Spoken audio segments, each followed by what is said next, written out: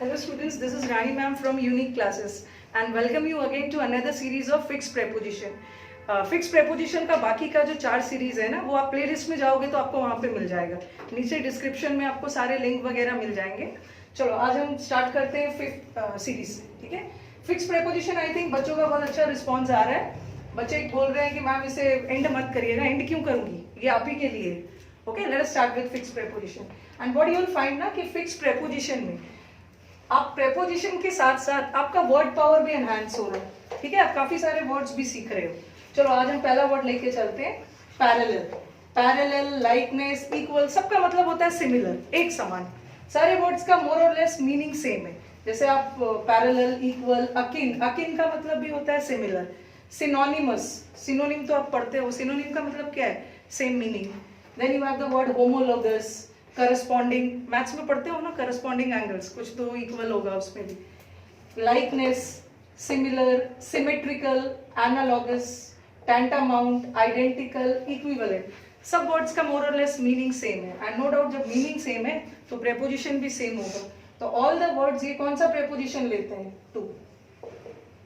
ठीक है, parallel to, likeness to, similar to, homologous, akin, सबके साथ टू होता है. और साथ साथ नो डाउट वर्ड्स का मीनिंग सेम है, टू ले रहा है. बट यू नो इंग्लिश में कहीं कहीं आपको एक्सेप्शंस भी मिलने वाले हैं. एक्सेप्शन हमारा किसमें, कौन से वर्ड में, अलाइक. अलाइक का मतलब भी होता है सिमिलर. ठीक है, अलाइक का मतलब भी एक जैसा. बट अलाइक वर्ड अपने साथ कोई भी प्रेपोजिशन नहीं लेता है. Then you have the other word resemble. Resemble तो काफी बार हमारे एग्जाम्स में आ भी चुका है. रिजेंबल का मतलब भी होता है एक जैसा. बट दोनों में डिफरेंस क्या है, रिजेंबल का मतलब भी सिमिलर होता है. बट सिमिलर एक जैसा आपका स्वभाव भी हो सकता है, आपका बिहेवियर हो सकता है. बट लुक वाइज अगर आपका अपीयरेंस, दो लोग एक जैसे देखने में है तो उसके लिए हम क्या यूज करते हैं, रिजेंबल.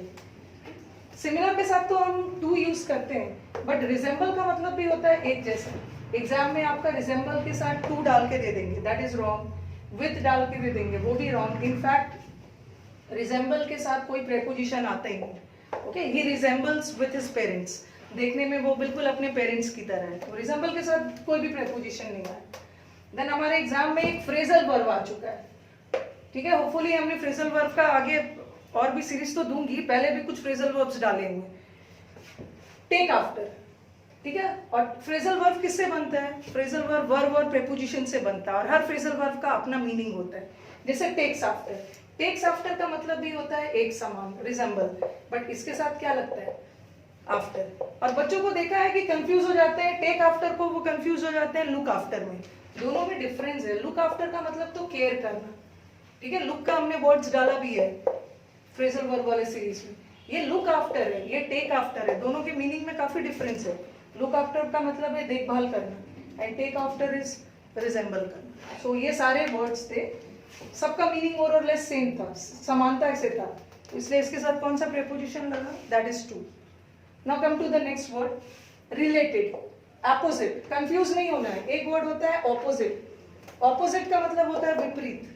ठीक है, ये है अपोजिट. अपोजिट का मतलब भी है संबंधित. Related, opposite, pertinent. पर्टिनेंट का मतलब भी होता है संबंधित. Then you have the word befitting, संबंधित, रेलिवेंट, सुटेबल, जर्मेन. कंफ्यूज नहीं होना है, ये जर्मन नहीं है. ठीक है, इसमें ई लगा है, जर्मेन है. इसका मतलब भी है संबंधित.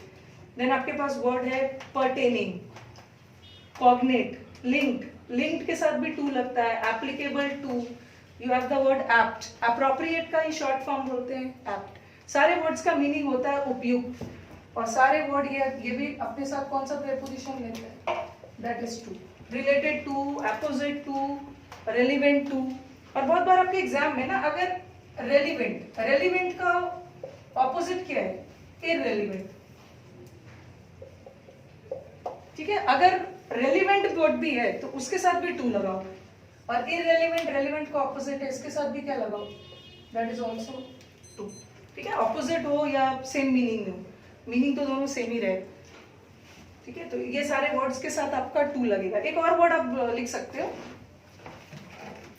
We have one more word, that is with regard. इसके साथ भी आप लगाते हो विथ रिगार्ड टू.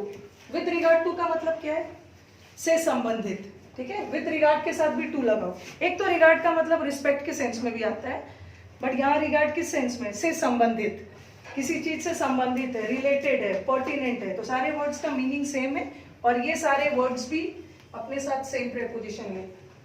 ठीक है, तो what I am trying to do कि आपको मैक्सिमम कोशिश कर रही हूँ ना आपका टास्क इजी करने के लिए, कि सारा वर्ड्स जिसका मीनिंग सेम है सबको एक जगह कंसंट्रेट करते जा रही हूँ। तो यू पीपल काइंडली इसका आप नोट्स भी बना सकते हो और इसे अच्छे से लिख के याद करो। ठीक है, ये आपके लिए बहुत हेल्पफुल रहेगा, क्योंकि स्टूडेंट्स का जनरली कंप्लेन होता है कि मैम कितना फिक्स प्रेपोजिशन रटे। ठीक है, तो सारे वर्ड्स को एक साथ कंसंट्रेट कर दिया है तो आपके लिए और भी काम इजी हो गया है। अभी मैं एक दो वर्ड और भी दे रही हूँ आपको। ठीक है, होपफुली ये तो सबने लिख लिया होगा।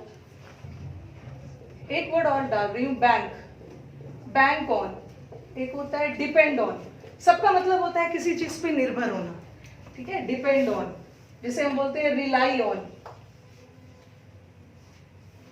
ठीक है, फॉल बैक ऑन,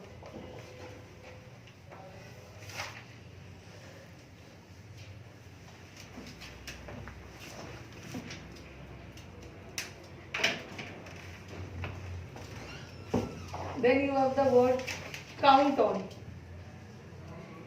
ठीक है, एक वर्ड है रेस्ट। रेस्ट का मतलब तो सिंपली आराम करना होता है, बट इसमें मैंने एक प्रेपोजिशन डाल दिया, अब ये फ्रेजल वर्ब बन गया। ठीक है, अब इसका अपना एक शाब्दिक अर्थ नहीं है, इसका अपना लिटरल मीनिंग नहीं है, अब इसका मीनिंग बदल गया। जब भी वर्ब में प्रेपोजिशन जुड़ जाता है तो उसका मीनिंग चेंज हो जाता है। रेस्ट का मतलब तो आराम करना है, बट रेस्ट ऑन का मतलब डिपेंड करना है। जैसे मैंने आपको बोला आपको मेहनत करनी है और द रेस्ट ऑन यू, बाकी आगे आप पे डिपेंडेंट है। तो ये सारे वर्ड्स का मतलब होता है ना किसी चीज पे निर्भर होना, बैंक ऑन, डिपेंड ऑन, और ये सारे वर्ड कौन सा प्रेपोजिशन ले, ऑन। ओके, सारे वर्ड्स अपने साथ ऑन ले। तो आज तो हमने 3 वर्ड और कर लिया, हमारे प्लेलिस्ट में एक 5th सीरीज भी जुड़ गया है एंड आगे भी ये चलता रहेगा। एंड डू यू पीपल अपने कमेंट बॉक्स में अपने कमेंट्स देते रहो। ओके, इससे टीचर्स दे फील एनकरेज हो के और भी अच्छे अच्छे वीडियोस आपके मिलेंगे। जैसे अभी लास्ट कमेंट बॉक्स में बच्चे ने एक पुट डाला था, तो पुट का भी मैंने डाला है जो जल्दी आपको मिल जाएगा। And if you people are really you feel कि दिस वीडियोस ये रियली फ्रूटफुल है, तो do share it with your friends. ठीक है, if you people really like the video do share it with your friends. ठीक है, और जिसने अभी तक चैनल सब्सक्राइब नहीं किया है तो you can subscribe the channel, नीचे आपका बेल आइकॉन है उसे आप प्रेस करके अपडेट रह सकते हो। चलो, थैंक यू।